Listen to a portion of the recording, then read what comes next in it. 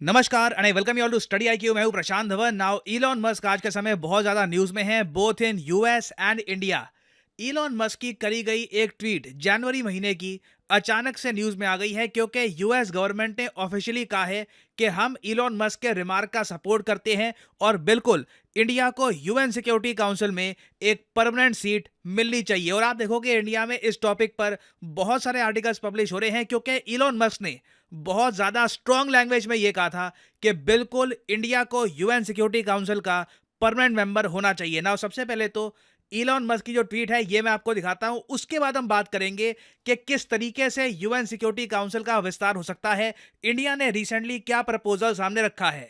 तो जनवरी 2024 की बात है। यूनाइटेड नेशंस के चीफ एंटोनियो गुतेरेस ने एक स्टेटमेंट दी ट्विटर पे। इन्होंने ये कह दिया कि हम कैसे एक्सेप्ट कर सकते हैं कि अफ्रीका आज भी यूएन सिक्योरिटी काउंसिल में एक परमानेंट मेंबर नहीं है। नाउ ये इनकी स्टेटमेंट थी, मगर कई अमेरिकन, कई यूरोपियन इस स्टेटमेंट को देखकर गुस्सा हो गए।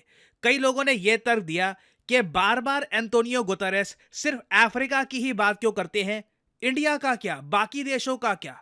अब अगेन देखो, इस बात से आप एग्री करें डिसएग्री करें ये आपके ऊपर है, मगर कई लोगों ने नीचे इस कमेंट के लिखा कि अफ्रीका सिक्योरिटी काउंसिल में बिलोंग करता क्यों है, अफ्रीका का क्या कंट्रीब्यूशन है पूरे प्लेनेट में। अगर हम बात करें कंट्री वाइज तो सबसे कम जीडीपी वाली कंट्रीज इनके पास है, तो इनको हम परमानेंट काउंसिल में क्यों लाएं, ये बात कई अमेरिकन यूरोपियंस ने बोली। और इंटरेस्टिंगली फिर अपने आप ही इंडियंस तो यहाँ पे आए ही नहीं, इंडियंस कोई कॉमेंट कर ही नहीं रहे थे।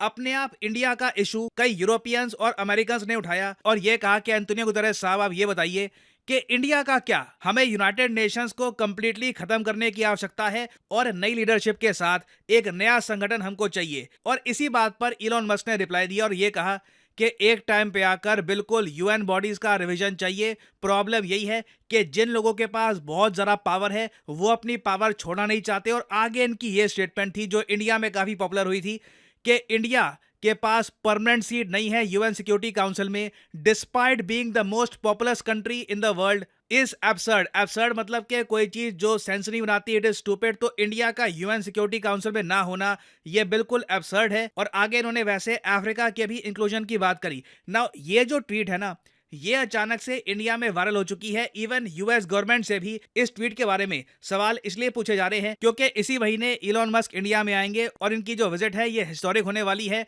ये कई बिलियंस ऑफ डॉलर्स की जो इन्वेस्टमेंट है ये अनाउंस करने वाले हैं। तो इसलिए यूएस गवर्नमेंट से भी पूछा गया कि इलॉन मस्क तो ये सोचते हैं इंडिया के बारे में और यूएन सिक्योरिटी काउंसिल के बारे में, और बहुत ही जल्द ये इंडिया भी जाएंगे। तो आपका क्या कहना है, आप क्या एग्री करते हैं इलॉन मस्क से? और ये बात बोली उसके बाद यूएस गवर्नमेंट के स्पोक्समैन ने।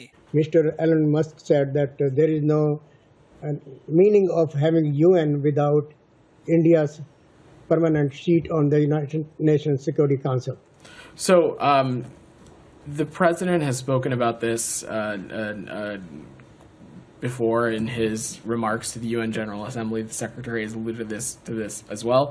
We certainly support reforms to the UN institution, including the Security Council, to make it reflective of the 21st century world that we live in. I don't have any specifics to offer on what those steps are, but certainly we recognize that there is a need for reform, but I will leave it at that for now. तो भारत को देखिए आज के समय USA की सरकार का, इनके बिलियनियर्स का कंप्लीट सपोर्ट है to become the UN security council permanent member. But problem देखो यहां पर ये आने वाली है, चाइना नहीं मानेगा। रिसेंटली आपको याद होगा डॉक्टर अजय जयशंकर ने एक स्टेटमेंट दी थी कि जो देश इंडिया की परमानेंट मेंबरशिप की सीट ब्लॉक कर रहा है at the UN security council, ये एक नॉन वेस्टर्न कंट्री है। तो मतलब ऑब्वियसली हम यहाँ पर चाइना की ही बात कर रहे हैं। रशिया तो ओपनली कह चुका है कि ये लोग सपोर्ट करते हैं इंडिया को। और उसके बाद चाइना ने ये कहा था कि यूएन सिक्योरिटी काउंसिल रिफॉर्म से ना सिर्फ कुछ ही चुनिंदा कंट्रीज का ही फायदा नहीं होना चाहिए। ये बार बार अपनी एक पैकेज डील की बात करते हैं, उसमें ये लोग हिंट देते हैं कि अगर इंडिया को लाना है तो पाकिस्तान को भी लेके आओ और कंट्रीज को भी लेके आओ, जो प्लॉजिबल है नहीं कहीं से भी। बट यहाँ पे आपका एक ऑब्वियस क्वेश्चन आना चाहिए कि इलॉन मस्क इतना ज़्यादा सपोर्ट क्यों करते हैं इंडिया को to become the UN security council permanent member. देखिए इसके पीछे इलॉन मस्क की बिजनेस सेंस भी है। इलॉन मस्क का बिजनेस एम्पायर बहुत बड़ा है। इनके पास बहुत सी कंपनीज हैं, जैसे कि the boring company, Neuralink, x.com, जो ट्विटर है वो भी इनके पास आ चुकी है अब। बट जो मेन आप कह लीजिए प्रॉफिटेबल कंपनीज हैं इलॉन मस्क की, जिनकी वैल्यूएशन भी बहुत ज़्यादा है, वो है टेस्ला और स्पेसएक्स। और दोनों ही कंपनीज को लेकर इलॉन मस्क बहुत इंटरेस्टेड है इन इंडिया। टेस्ला आपको पता है बनाती है इलेक्ट्रिक व्हीकल्स। इंडिया ने रिसेंटली अपने इलेक्ट्रिक व्हीकल इंपोर्ट पॉलिसी में एक बदलाव किया है। पहले क्या था, इंडिया ये कहता था कि अगर बाहर के देश से कोई इलेक्ट्रिक व्हीकल इंडिया में लाओगे तो 100% उस पर टैरिफ लगेगा, इंपोर्ट ड्यूटी 100% होगी। मतलब कि अगर बाहर के देश में उसकी वैल्यू है 30 लाख की, तो इंडिया में वो 60 लाख या उससे भी ऊपर की बिकेगी ऑन रोड प्राइस के हिसाब से। तो जो ये इंपोर्ट ड्यूटी है ये 100% से 15% कर दी गई है। मगर इसके पीछे एक कैच है। कैच ये है कि जो मैन्युफैक्चरर है ये $500 मिलियन इन्वेस्ट करे इंडिया में और एक मैन्युफैक्चरिंग यूनिट भी इंडिया में सेटअप करे, तो उस केस में जो इंपोर्ट ड्यूटी है ये 15% होने वाली है। तो इलॉन मस्क देखिए 2-3 बिलियन डॉलर्स की हो सकता है कि इन्वेस्टमेंट करे इंडिया में, और धीरे धीरे इनकी जो इन्वेस्टमेंट है ये बढ़ती जाएगी। जिस तरीके से एप्पल भी अपनी मैन्युफैक्चरिंग धीरे धीरे इंडिया में और जरा शिफ्ट कर रहा है, पॉसिबिलिटी है कि इन द फ्यूचर टेस्ला ना सिर्फ इंडिया में मैन्युफैक्चर करे, जो इनकी मेन मार्केट है आउटसाइड द यूएस ये भी इंडिया बन जाए, क्योंकि चाइना में इनकी सेल्स लगातार गिरती जा रही है। फिर हम बात करते हैं स्पेसएक्स की। देखिए इंडिया उन गिने चुने कंट्रीज में से है जिसने स्पेसएक्स के इंटरनेट प्रोग्राम को अभी भी एंट्री नहीं दी है। तो इलॉन मस्क को यह भी उम्मीद है कि स्टारलिंक इंटरनेट जो स्पेसएक्स के अंडर ही आता है, इसको भी इंडिया में एंट्री मिल जाए। एक ह्यूज मार्केट है इंडिया में इंटरनेट यूजर्स की। अगर धीरे धीरे इंडिया में भी लोग स्टारलिंक को यूज करना स्टार्ट कर देते हैं तो इससे स्पेसएक्स की जो वैल्यूएशन है ये भी बढ़ जाएगी। तो बिल्कुल देखिए इलॉन मस्क को बहुत बड़ा प्रॉफिट दिख रहा है इंडिया में, और इसलिए ये इंडिया की तारीफ in the future various aspect में करते रहेंगे, चाहे यूएन सिक्योरिटी काउंसिल का इशू हो या फिर इवन इंडिया की प्रोग्रेस का इशू। आपको याद होगा इलॉन मस्क ने यह भी कहा था कि इनका मानना है कि भविष्य में इंडिया बहुत तरक्की करेगा। Well, I'm actually incredibly excited about the future of India. I think India has more promise than any large country in the world. The takeaways from the meeting. Takeaways from the meeting. He really cares about India because he's pushing us to make significant investments in India, which it is something that we intend to do.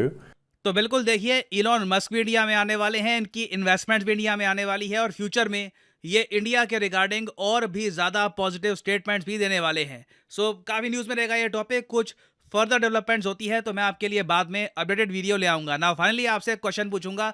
एक युद्ध अभ्यास है दुस्तलिंग के नाम से, ये आज के समय काफ़ी न्यूज़ में है। आपको बताना है कि दुस्तलिंग युद्ध अभ्यास इंडिया ने किस कंट्री के साथ किया है। ये है यहाँ पे आपकी options: Thailand, Uzbekistan, Mongolia, south Korea. By the way मैं ये भी ऐड कर दूं कि जिस कंट्री के साथ दुस्तलिंग युद्ध अभ्यास हुआ है उस कंट्री को हमारे देश के आर्मी चीफ ने विजिट किया है, और वहां पे एक बहुत ही इंपॉर्टेंट हाईटेक आईटी लैब भी इंडिया ने ओपन करी है। तो बताइए यहाँ पर सही आंसर क्या है।